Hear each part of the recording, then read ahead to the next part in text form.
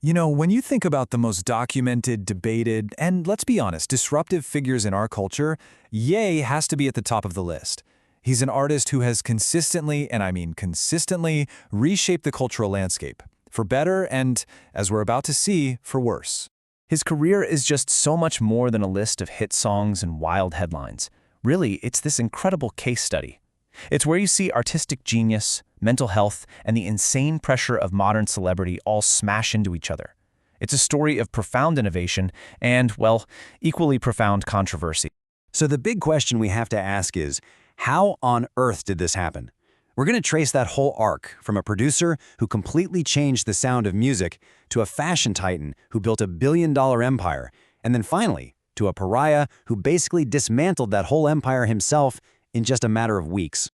Okay, so to really get how we built this empire, we've got to go back, way back. Back to the blueprint, you could say. Let's dig into his early life in Chicago and the very foundation of his one-of-a-kind artistic identity. So Ye's origin story, it was totally different from the prevailing hip-hop narratives of the time.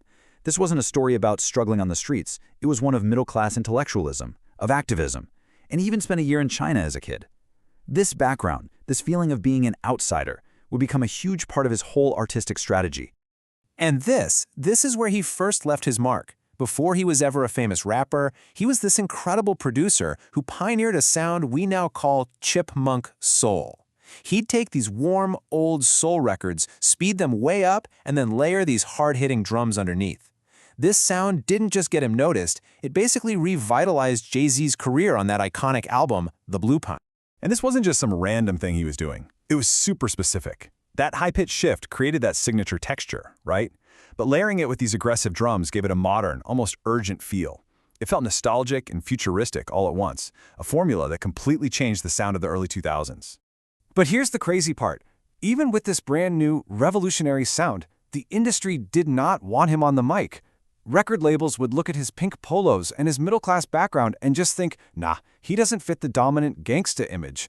He had to literally fight for his chance to be seen as an artist, not just the guy making the beats in the background.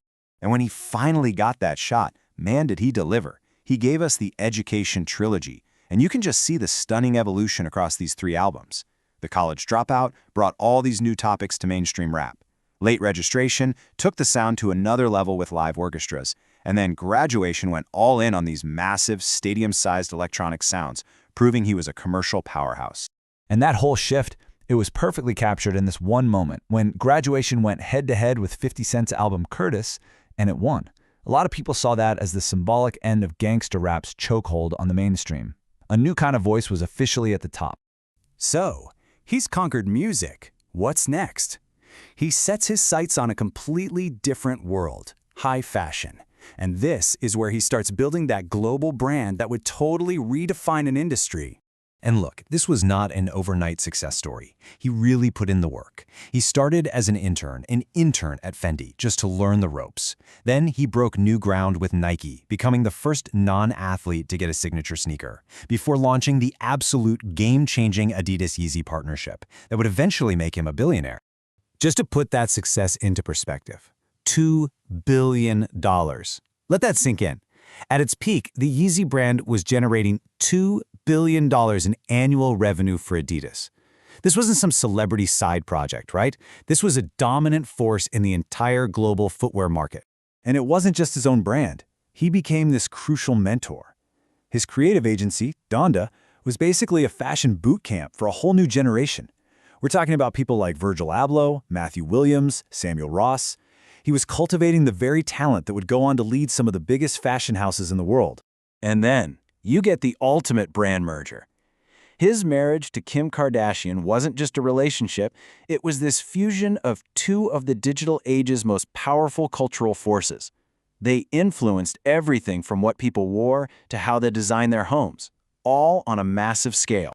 So he's at the absolute zenith of cultural and commercial influence. And then, the empire began to crumble. And it happened with truly shocking speed. This is where the story takes a very, very dramatic turn. The whole thing was triggered by a series of explicit, sustained anti-Semitic statements he made back in October of 2022.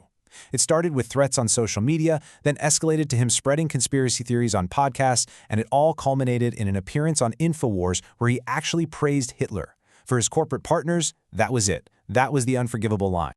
The fallout was immediate and total.